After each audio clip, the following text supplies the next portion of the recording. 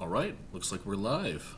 All right, finally, we got that set up. All right, hello and welcome to Mr. Linford's math course. Today, I would like us to review some of the work that we did last week on Thursday from section 12.3 that was going over the general use of the logarithmic function, in particular going over the domain of logarithmic functions. And then I'd like us to take a look at some of the work that you are going to be exploring today when it comes to condensing and expanding logarithmic expressions.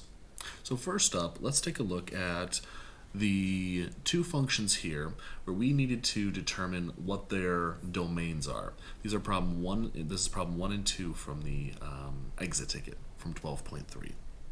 So in this situation, we have taken the logarithmic function and we have manipulated it in such a way that we've already applied a shift to this. A horizontal shift was applied to this function, meaning we moved the logarithm over in some way. Now we need to ask ourselves, well, how much was it moved over? Now, in a logarithmic function, we cannot have an argument that is 0 or negative.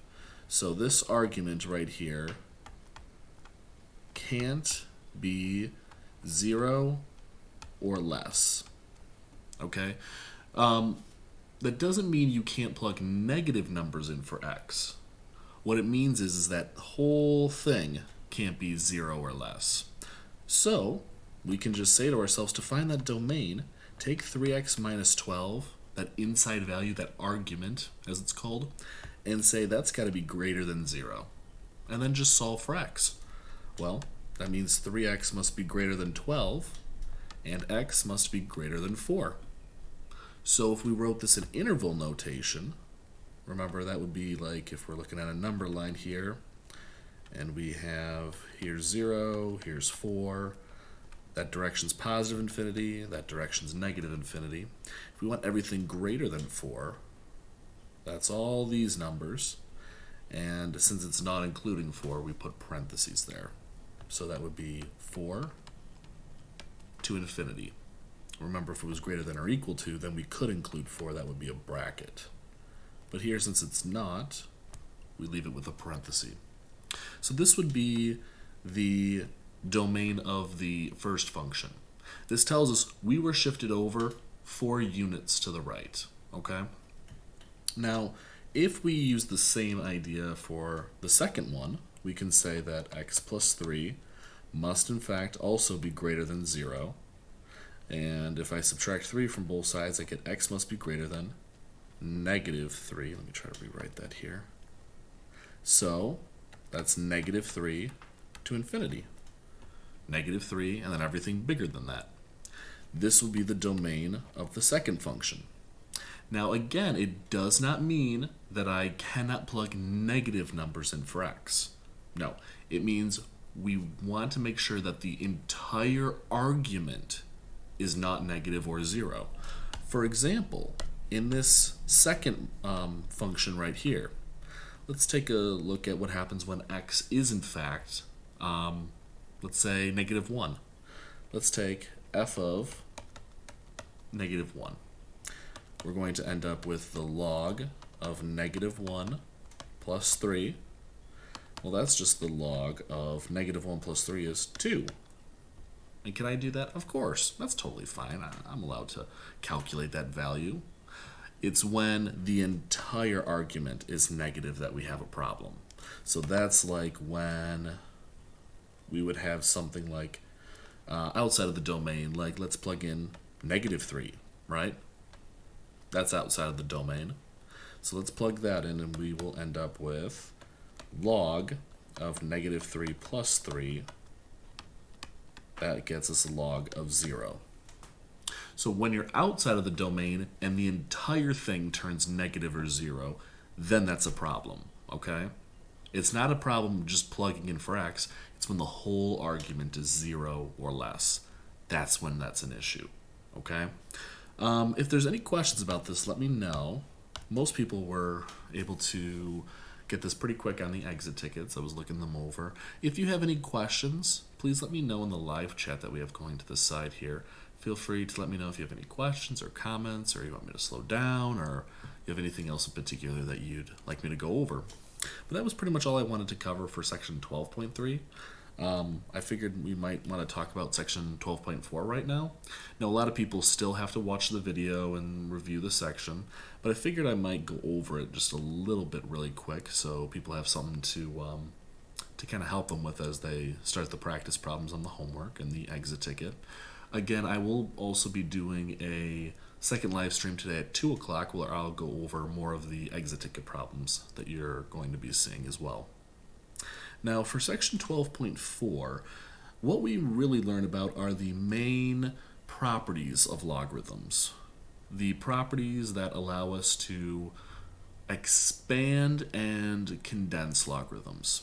So when working with logarithmic expressions, we want to be able to simplify things down. Like when we're given multiple logarithmic expressions or multiple logarithmic terms all in one expression, we kind of want to combine them together. Well, we're allowed to do that. We have ways of simplifying them and breaking them down into a single term. Similarly, we also have ways of using properties to expand logarithms, to kind of undo the simplifying and to really expand this into multiple logarithmic terms.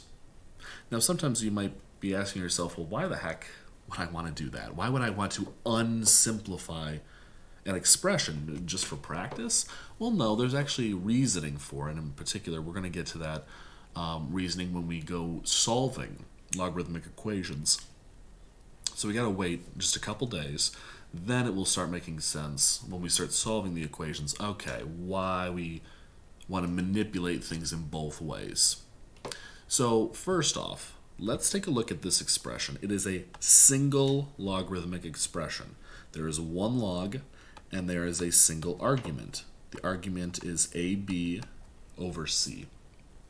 What we're going to do is we're going to expand this. By expanding a logarithmic expression, we want to end up with logarithm, or we want to end up with all separate logarithmic expressions. They'll all be of base 4. But I want their arguments to be all the variables that we're working with. Since there's variables A, B, and C, there's terms A, B, and C right in the argument, I'm going to keep breaking this whole logarithm down until I have 3 separate logarithmic expressions. I'm going to keep breaking the main one down until each of these variables in the argument has their own logarithmic expression. That's the idea of expanding. So let's take a look here and let's see how that's done, and then we'll take a look at the final answer and see how that's shown. The first thing that we're going to say is, well, there's no exponent out front here.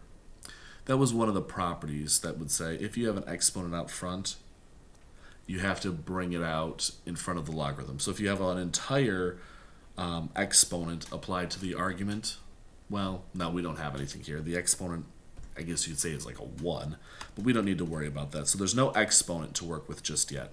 Instead, let's go ahead and say, before I can get to the A, B, and C, before I can work with them, they're all trapped inside of a fraction, okay? So I better break the fraction. I need to get rid of it. The way to do that is separating the numerator and the denominator by subtraction. Watch the video, you'll see me kind of prove this, but if you remember back to the work that we did with exponents, when working with simplifying and combining exponential expressions, you should remember the division of like bases. I think there was something like x to the a over x to the b, we said is x to the a minus b. or I think you even said x to the n over x to the m is x to the n minus m power.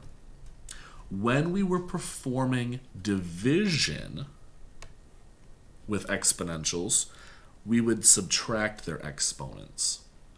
The same logic is being applied here to logarithms, okay? When you're subtracting the logarithms, which remember, logarithms equal exponents. These values are just going to be the exponents. As we're subtracting them, that's the same thing as when we were dividing their values. So, hopefully you're seeing the connection here between working with the exponential and also working with the logarithm. You're seeing where we're subtracting the exponents because we were asked to divide the original quantities, a, b, and c. So that's why we separate them, numerator, denominator. Then we can say to ourselves, okay, this logarithm is a single logarithm with just c. So I've freed up the c. That's by itself. I'm good there.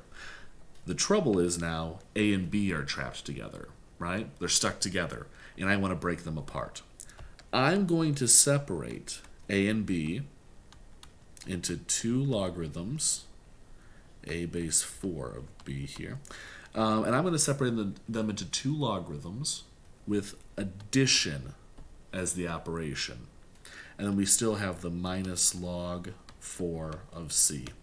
The reason for addition, if you remember the multiplication of like bases, that said a to the n power, x to the n power times x to the m power was x to the n plus m. We said if you're multiplying like bases, you can add their exponents together.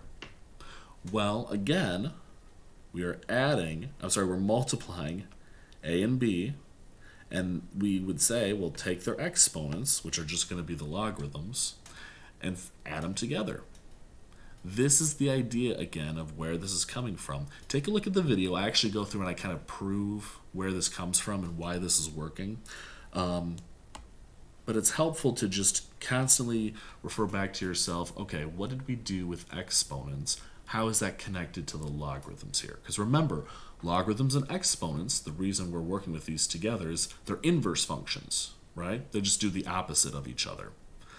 So we now have a logarithmic expression where we've taken the original expression and we've expanded it out. We have broken it apart where each of the terms in the argument, the a, the b, and the c, are their own logarithmic expressions. We have a log of an a, we have a log of a b, we have a log of a c, right? And each of these logarithms can't be simplified further.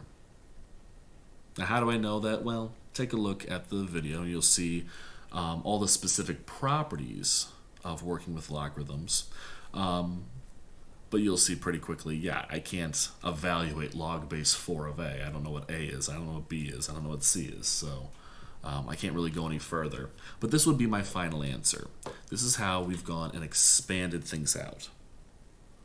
Taking a look at the 7th problem from the independent practice, we have this situation where it looked pretty similar to before, where we have a fraction with a, b, and c, but now I have a cube root of everything. I'm taking the entire argument to the cube root of the third root. So how can I go about simplifying this? Well, in the video for today's lesson, I recommend that we, instead of working with cube roots here, a lot of times roots are fine, but it's sometimes easier to work with roots as rational exponents. Instead of writing the cube root, write the 1/3 power. This is sometimes usually much easier to work with instead of just the cubes or the squares or whatever the root is. So generally speaking, you'll see when I do problems with radicals, I always tend to convert them to exponents, like a 1/3 exponent or a 1/2 exponent or a 1/4 exponent, whatever. Now in this situation, notice that I've taken the whole argument, which here, by the way, is that ab squared over c to the 1/3 power. That's the whole argument.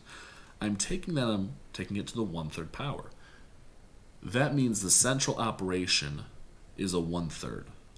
Before I can get at the a, the b, or the c, I got to deal with this cube root problem, don't I? I have to undo that somehow. The way we undo an exponent on everything, because I can't work with that a, b, and the c until that exponent goes away, right? I can't move it outside of the parentheses. The way we do this is we take that exponent and we move it out front. So what I'm going to do is saying that this logarithmic expression is equal to 1/3, let me write that a little better, 1/3 times log a b squared c. These two expressions are the same thing. Now why is it that I can move the 1/3 to, instead of being in the exponent, I can multiply the entire expression by 1/3? I explained that in the video. Let me know if you have questions about that though. I try to go through what are the main properties and where do they come from, but let me know if there's any questions about that, or if you're unsure, you want to see more of a reasoning for that in future live streams. Also, if you have any questions right now, please let me know. We can comment in the live chat that we have going on to the side here. Let me know if you have any questions, or if you want me to slow down or explain anything more. But this is how we're getting rid of the exponent. We move it out front and we multiply the entire expression by it.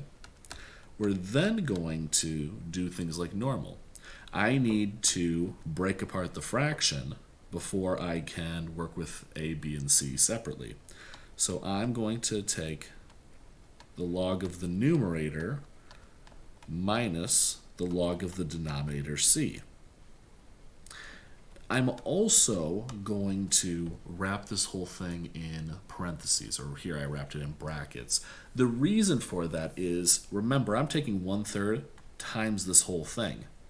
Well, this whole thing just broke down into these two expressions. So I'm taking 1/3 times both of these things. So that's why I have to represent it with these brackets here. Now let's go ahead and let's take a look at the inside. The log of c is fully simplified. I can't break that down any further. But a and b, they're still stuck together by multiplication, which is fine. I can go ahead. I still have a 1/3 times all of this. But let's split up this quantity into log of a plus log of b squared minus the log of c. I now have the a, the b, and the c all separated. They're in their own logarithmic expressions. One thing to be careful of though, notice that I don't have a log of just b. This is a log of b squared. That variable has an exponent attached to it. I don't want a logarithm of b squared. I want a logarithm of just b. So just like I did before, where I move the exponent out front, I'm going to do that here where I move this exponent out front. So we have a 1/3 times a log of a plus a 2 times log of b minus a log of c. This is the final expression. Now you could distribute that 1/3 through and get 1/3 of each of these, or I should say 1/3 of log a and 2/3 of log b, and minus 1/3 log of c. What I'm doing here is I'm making sure that each of the terms in the argument, the a, b, and the c, they each have their individual logarithmic expression, okay? That's the big idea of expanding things out here. It's basically telling us if you want to get at each of these individual variables, here's what you have to do. Here's all that you have to undo to just get at each one individually. Now let's try a situation. I just want to do one of these problems and then let people get back to the video, the notes, and trying more of these practice problems on their own. But this situation was where we had an entire expression of multiple logarithms. Notice that each logarithm has a single variable in the arguments. We have an x, a y, and a z. What we want to do now is try to simplify this. We want to combine together all of the logarithmic expressions. So, to do that, we just have to ask ourselves, what do we have and how did we get here? Start with the first quantity. We have a 2 log 3 of x. How did I end up with a 2 log 3 of x? Where did this number out front come from? Well, you should say to yourself, we wrote numbers out front when they were exponents. So that means I must have had a log 3 of x squared. Because when I was expanding it, I moved that 2 out front. So I better undo that and get the x squared. We now have a minus 3 log 3 of y. Again, where did this coefficient of a 3 come from? It must have been an exponent. So we have log 3 of y cubed. And then the standard log 3 of z. Well, that doesn't simplify down, like that doesn't combine with anything, so no big deal. So I've just taken all the coefficients and I moved them back to exponents, okay? That was one thing that I was used to doing, was moving the exponents out front, so might as well move them in first. Now notice that we are being asked to subtract and add the logarithmic expressions. Well, when I was subtracting logarithms, when we would go ahead and perform subtraction, that meant that we were really dividing the arguments. We were dividing the x squared and the y cubed. And then now we have to say to ourselves, how do I go about adding the log base 3 of z? Because when I was subtracting the logarithms, we really said, oh, just divide their arguments. But now I'm saying, add a logarithm and another logarithm together. Well, when you would add the logarithms, oh my gosh, my stylus is kicking out on me. When you would add the logarithms, that meant that you needed to multiply their arguments together. So you would have an x squared over y cubed, oh my gosh, an x squared over y cubed times a z over 1, which is really, because you're multiplying the exponents, so we really just get log base 3 of x squared times z over y cubed. That would be the final answer. This is where you have condensed everything down, you've simplified everything into having a single logarithmic expression for everything. A single logarithmic expression for the x, the y, and the z. Again, hopefully this is making sense to you. I don't see any comments over in the live chat or questions, so I'm assuming that we're doing okay with this. What I'd like you to do is make sure you take a look at the video for today's lesson. Watch through all of the different properties and work through the practice problems that I have listed. And then go ahead and definitely try working through the homework and the exit ticket for today's activity. If you have any further questions, let me know. My email is klinford, that's KLINFORD,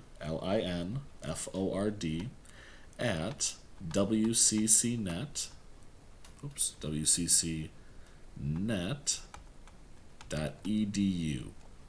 And until next time, take care.